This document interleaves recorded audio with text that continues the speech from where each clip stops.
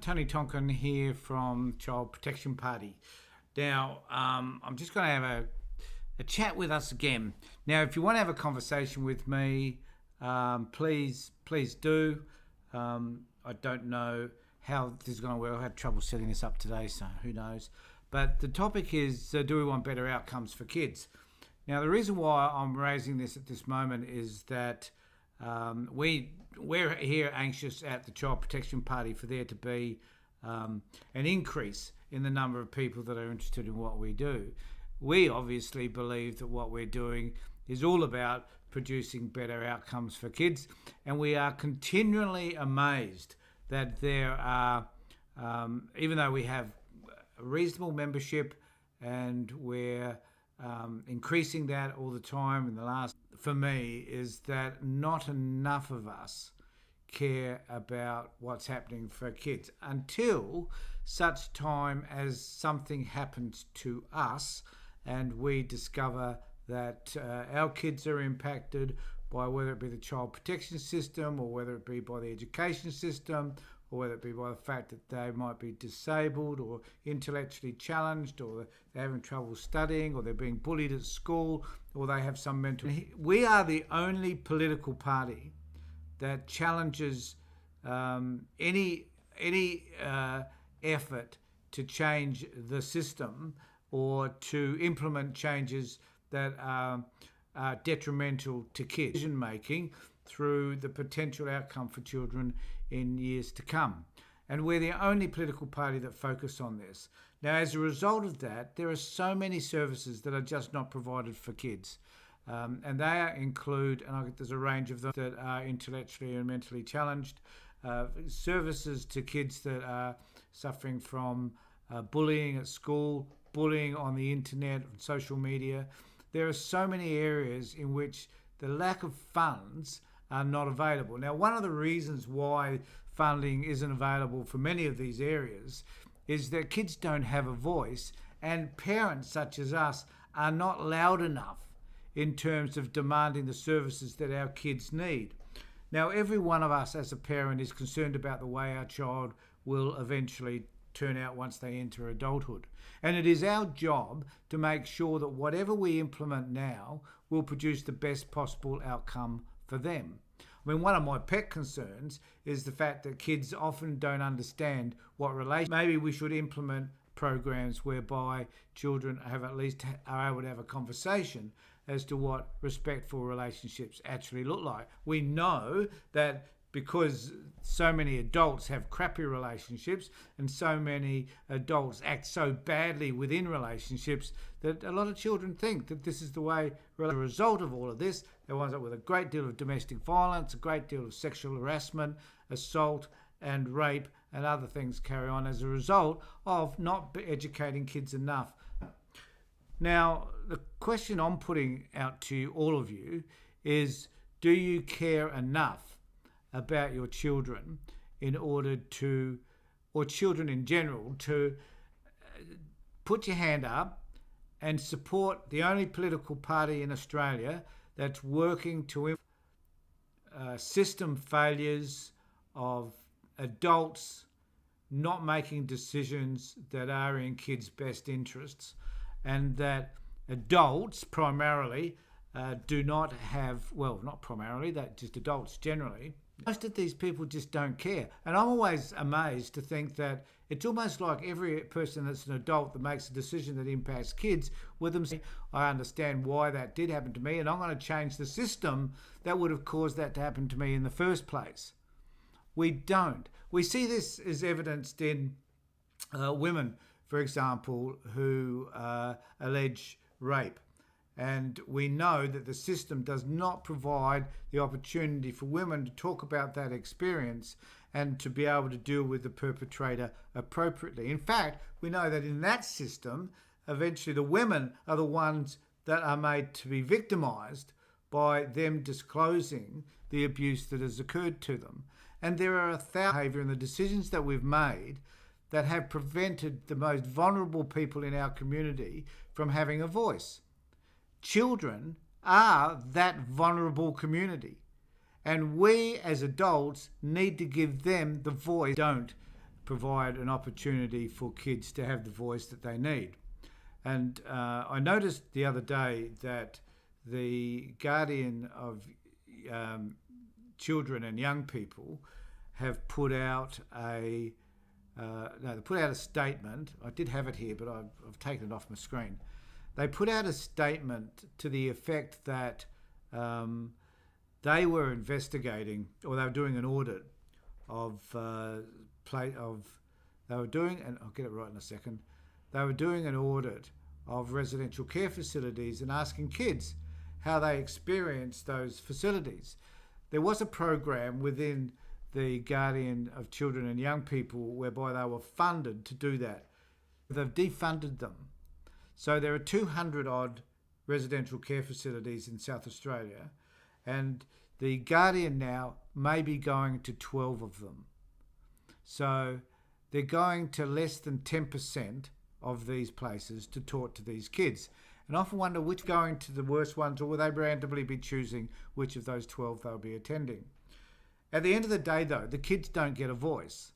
And this is my beef, that those children need to have a voice for their experiences, and for us to hear what kids have to say, and that we need to understand that the voices of kids can be quite articulate and are often telling us exactly what's happening for them. Without any filter or whatever, they will tell us what it is like. Now, the reason why this has been important to me is that the kids are in, a few of them are in residential care, some are in foster care. But while I was with him, he said to me, his daughter was planning to seek a way by which she could be returned back to him and in his care, and take to the youth court, because I've never heard of a child taking a matter back to the youth court to have an order revoked. So I thought, well, I can't see any reason why not, so why not think about it. And in the meantime, he called her while I was there. And what was disturbing to me was that she'd given up, that she didn't want to go ahead with that idea because she had simply given up. And I think that then they will give up. I think we see kids give up on themselves very early in the piece because parents, other people in their lives put them, and as a result of that, kids just give up. So, a kid could give up on him or herself, to help to rebuild that sense of self that kid needs in order to be successful. Yet, we as adults don't seem to care. We care when something happens to our kids, I guess. Some of us do. But we don't seem to care when it's happening to a whole host of kids. Meet those kids. The kids have been put down, denigrated, made to feel shitty about who they are. Those kids we will meet. We'll meet them in supermarket or, and we may meet them because our kids may choose to have them as partners later on. Kids are that have never had a voice, because we will meet them. And then we need to think, when we do, where was I? Was I standing up for this? And I think this is why CPP is so important, because we're here to provide that voice for these kids.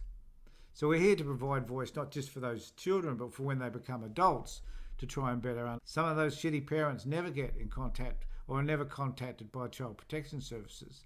They go under the radar, or they live in expensive upper middle class areas. And so they never are under the view of Child Protection Services. There are thousands of those kids.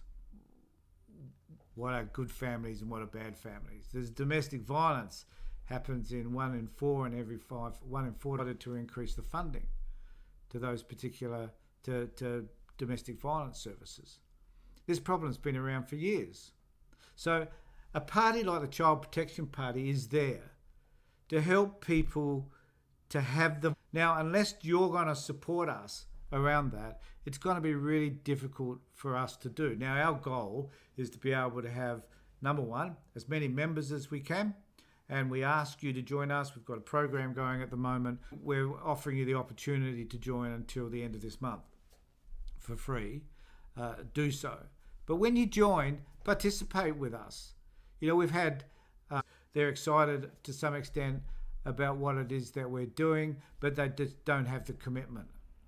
They're not committed to the same ideals that we are. They just see it as a good idea. I'll get involved, see what about not your kids. Like, people join us or joined us originally because their kids were in care or something like that and they wanted to become involved. We're now saying, not just that group of people that are in care, not just the group of kids that are disabled, not just the group of kids that are struggling at school, but all of those kids need us. And they need us now. They need us to be able to say what it is that's important to them, so that the kids are not going to be, the government pays lip service to the hearing the voices of kids. The guardian of children, and until we get to a point where we can place some leverage over governments through a vote in Parliament that will change things, until we have the opportunity to be able to stand up in Parliament with parliamentary privilege and say what it is that we need to say and name those people who are responsible for the shitty decisions that they make that impact children, responsible for the decisions that they make that impact kids, until we can stand up in front of Parliament and name them and question them and hold them accountable. Until someone like Brittany Higgins was able to stand up and say this is what happened to her, and she had the media coverage that she got, the stuff that was happening in Parliament, and Brittany Higgins, for example, standing up on her own in front of Parliament House would have meant nothing. The story itself was scandalous, so I guess that got the coverage. But she needed heaps and heaps of support from lots and lots of organisations in order to have the voice that she got. So kids when they're in care. We're crying out to let people know that the services that are required for children generally. So we're asking you to join the Child Protection Party now, and at the end of this video I'll put up the website, simply childprotection.party/join, I think. So join us now, make a difference, become involved with us. We're forming in order to be able to get someone into Parliament. But if you're sitting on your hands right now and thinking, oh, well, Tony, you're just a wanker, you're saying stuff that I've known or that you've heard stuff from me before, then get off your hands in order to change the outcomes for kids. And I'm assuming that you're watching this because you do care about what happens to our kids in the future. So join us. There are things happening in the future that you can get involved with. So please join us now. Take care, look after yourselves, everybody, and more importantly, be safe.